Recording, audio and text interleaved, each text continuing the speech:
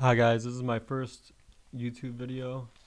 I wanted to show this game, uh, which is a game, the Two Knights Defense, that was played in 1998, correspondence game between Grot and Leespin. Um, and I wanted to show this game in particular from the black perspective because it shows sort of the Traxler Gambit and what to do against lines where white does something a little bit uncommon and how to deal with it from the black perspective. So in this game, white played e4, black played e5, white played knight f3, black played knight c6, white played bishop c4, knight f6, and knight g5. And this is a typical position that you'll see, especially at a beginner level. Whatever platform you're playing on, if it's Chess, chess.com, you'll see people do this online. You'll see this all the time. So bishop c5, less common than d5, which would enter into a position where black would end up with more space, but white would technically be out pawn. But in this game, instead of taking with one of the minor pieces on f7, like knight takes f7 or bishop takes f7, which are the main choices for white, and you'll have to be prepared for both if you're going to play this line as black. But this move is a little bit more uncommon. This can kind of throw you for a loop if you haven't seen the move before. So d4, not really a good move, but not really a bad move either, and you'll have to be prepared for it. It's sort of a tricky sideline. d5, x-clan. You want to play d5 and counterattack against that bishop, because otherwise, if you play something else, then there's of course the threat on f7. You don't want to you don't want to get you don't want to lose your rook for no reason. So bishop takes, and white didn't have to take with the bishop here. Could have taken with the pawn instead, but then again, the knight can just take on f7. So that's why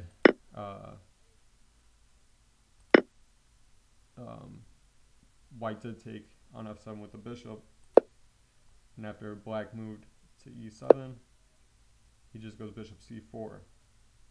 And you'll see people go to b3 with the bishop. You'll see people go to d5. You'll see all kinds of things. But bishop c4 looks fine. And now b5.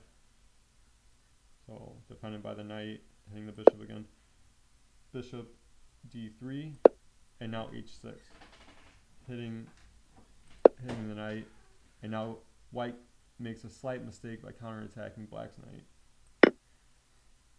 which he didn't move. He just took, and white took.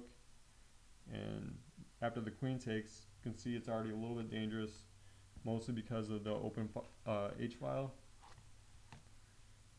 And there's also some threats on the f2 square. So, so after white moved his queen to c2, which is a reasonable place for the queen, it defends the f2 square. Boom. Black moves the knight, gets the knight in there. Okay, so knight g4, and now bishop takes g5 check. So what other moves could white play? Well, bishop takes g5, king here, and now bishop takes here. Black moves. Okay, white defends the bishop like this. Now, if, let's say, the bishop just moves, black's ready with c6. And let's say white played f3. Well, let's say bishop takes, just to show. The knight's gonna come here, and this is gonna be bad news. The rook's being attacked. There's threats here. Not to mention the bishop can swing into things at any time. And the rook being attacked is not really an issue. So f3, and now black just takes. The pawn, bishop moves back,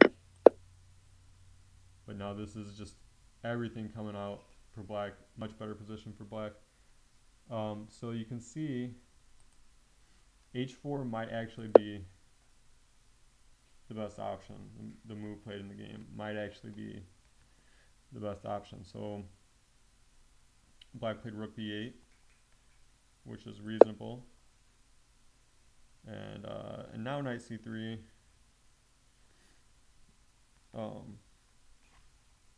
Which is met by knight takes on f2. Rook f1, trying to put pressure on that knight. But now just rook takes b5, exclam. And now the problem is if the knight takes, then this giving this check is just extremely painful for white. Knight takes b5, or knight d3 check, king d2, and now bishop b4. And white resigned in this position. What can he try? Well, he could try king e2, but then queen takes e4 check, and bishop blocks, but now rook d8. Let's say rook f2 was played, bishop c5. Now, how do you defend for white? You really don't. You don't. If the queen tries to come and defend the dark square bishop, well, then the knight just comes into it and checks. And it's a discovered check that picks up the queen. So really there's no way to defend that square, and that's how that game ended. So I hope you like this game. I'm going to try to do more content in the future, but this was just sort of a test run. I just wanted to see what I could do. It's my first time using the software, so I'm a little bit newbie at this. Thanks.